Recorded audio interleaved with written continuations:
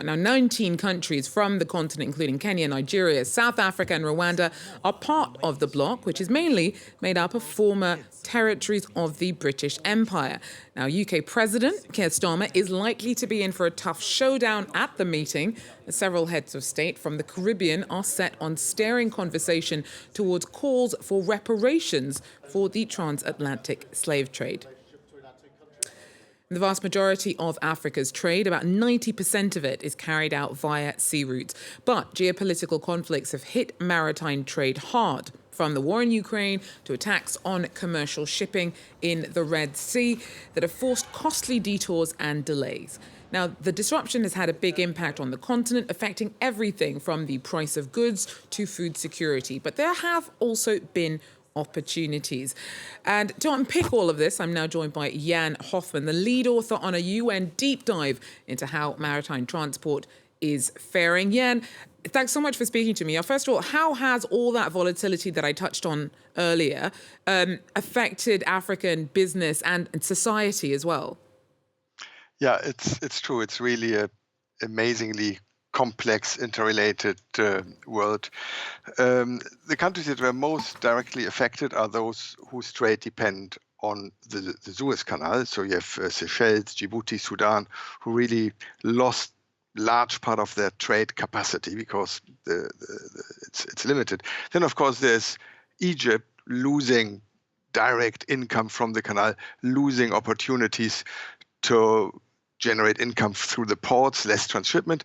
And probably the biggest impact for Egypt and other countries in the Eastern Mediterranean, Northern Africa, they are all of a sudden at the end of a cul-de-sac. They are no longer at the crossroads benefiting, but now the ships have to go around South Africa, transship in Spain or Morocco, and that increases prices in Egypt and other countries. Globally, and I believe also for Africa, the biggest impact is, however, the global impact on the shipping market, where due to the detour, so the ships have to, on average, ships spend 9%, container ships, 9% longer on the sea than a year ago. And that means there are not quite enough ships as we would like to have, and global freight rates went up threefold. And especially the smaller, poorer countries like African countries were the ones mostly affected.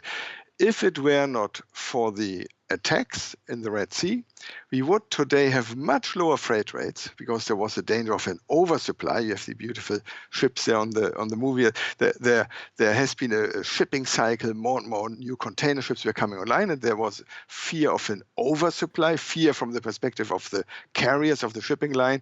They were afraid they would lose money because freight rates would go down again. However, due to / thanks to the attacks on the ships, on the seafarers, for the moment, freight rates are still about twice what they would otherwise be, but they are on a downward trend, which is good news for the world and for African importers and exporters. So how, though, does this maintenance of relatively high costs when it comes to freight rates, how do all of those African sectors, as I mentioned before, 90% of trade in Africa relies on sea routes. How do all of the sectors that rely on what's being, brought in via the sea respond to this, presumably continued unpredictability to maritime trade? Yeah. Presumably, if we knew how long the crisis continues, it would be much easier for us to advise our member states and ports and shippers in Africa. There are opportunities especially due to the detour. So there are more ships calling in African ports, which, however, there's a downside to it too. So which ports are we talking about? The ones who have benefited more are in Eastern Africa, while the Western African there really passed by. There would have been an opportunity to provide bunker, but all these opportunities, they would have taken time to invest. And we do hope that in the longer term, we will go back to the previous route through the Suez Canal. However, there is a lesson learned here. Again, positive side, opportunities.